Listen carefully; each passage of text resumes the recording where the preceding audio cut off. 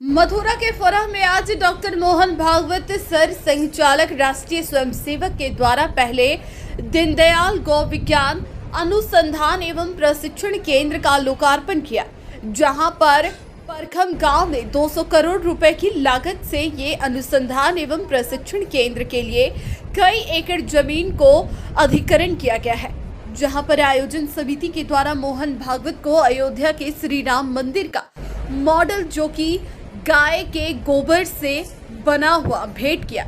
वहीं पंचगव्य को यहां गाय के इलाज में उपयोग किया।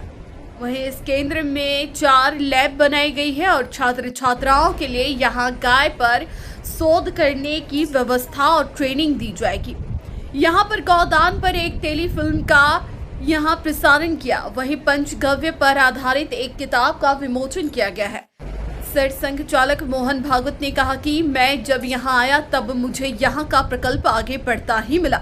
दीनदयाल जी की कामना थी कि अंत्योदय का प्रगति होगी तो देश की प्रगति होगी, क्योंकि जो सबसे छोटा है उसे रोजगार और हुनर सिखाने का प्रकल्प लगातार जारी है। गाय का संबंध है देश की सब प्रकार की उन्नति से है। आर्थिक उन्नति के साथ सब कुछ उन्नति करता है।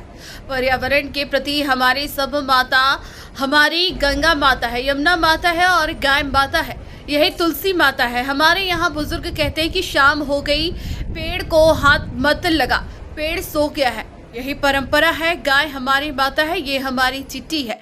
गौ की सेवा करने से ही पर्यावरण बना रहेगा।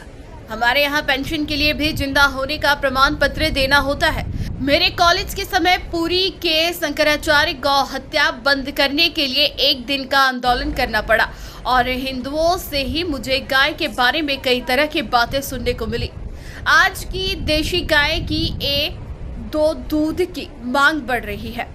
भारतवर्ष का उत्थान जब होता है तब धर्म का उत्थान होता है। भारत के आगे बढ़ते कदम के साथ गाय माता के कदम बढ़ रहे हैं। जैसे संस्कार और कीटनाशक खाद लेंगे और फायदे की खेती करेंगे। सारा विश्व हमारा कुटुंब है और विश्व को उनकी भाषा में ये समझना है और गौ पंचतव्य पर गौ इलाज करने वाला संस्थान खड़ा करना है। समुद्र मंथन में कई रत्न निकले। हम मंदिर बनाएंगे और 30 साल लगे, मगर लगातार कुछ ना कुछ करते रहे और आज मंदिर बन रहा है। सब लोग देसी गाय अपने घरों में रखो, मगर ऊंची ऊंची बिल्डिंग शहर के बाहर गाय रख सकते हैं। चारे की कमी के कारण सड़कों पर नहीं छोड़ना चाहिए, क्योंकि गाय को माता कहते हैं। तो क्या हम माता पिता को बुजुर्ग होने के कारण सड़कों पर छोड़ देते हैं? हमको अपना पुत्र होने का ऋण चुकाना होगा। 22 जनवरी को रामलला अपने मंदिर में रहने जाएंगे, उसी तरह का आनंद हम गौ पालन करके करेंगे। सभी को जैसे बधाई। हम सब जानते हैं कि गौ सनातन धर्म की परंपरा में अत्यंत ही पूज्य मानी गई है और इसलिए हमारे शास्त्रों ने कहा है, गावो विश्वस्य मातरा।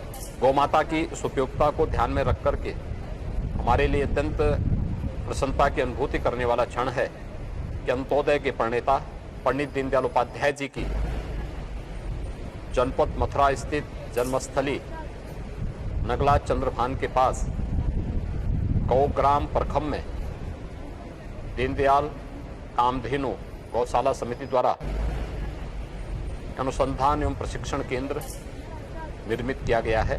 गौ माता से प्राप्त होने वाले दूध, दही, घी, गोमय जैसे उपयोगी उत्पादों का उपयोग आहार, औषधि और आर्थिक क्षेत्र में भी किया जाएगा। इसके दृष्टिगत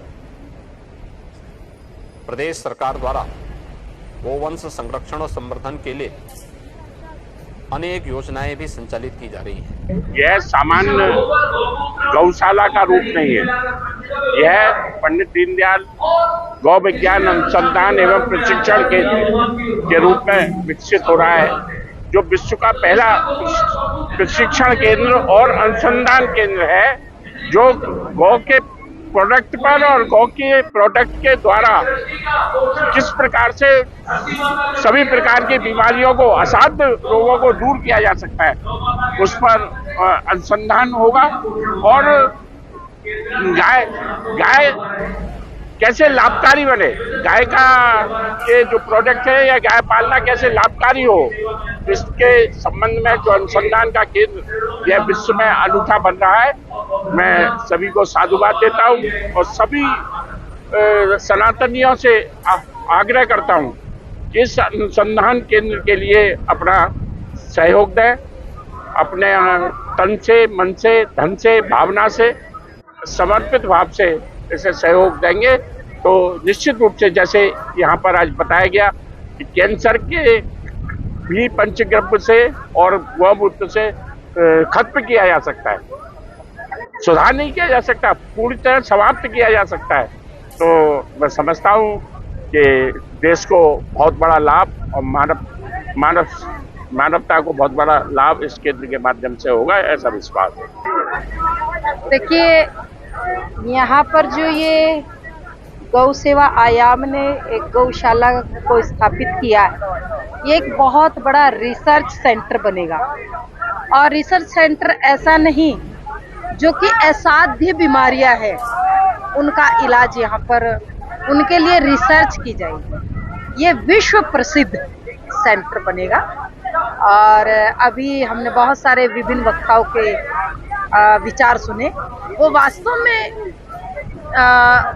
रोमांचित करने वाले विचार गौ माता के लिए, क्योंकि गौ माता ही है जो बच्चे को, माँ तो जन्म देती है, वो गौ माता के दूध से बच्चे को पोषण और पालन होता है। देखिए, वो जो सड़कों पर गायें घूम रही है ना, उन गायों को बचाने का, उनका ट्रीटमेंट करने का यहाँ पर एक बहुत अच्छा रिसर्च सेंटर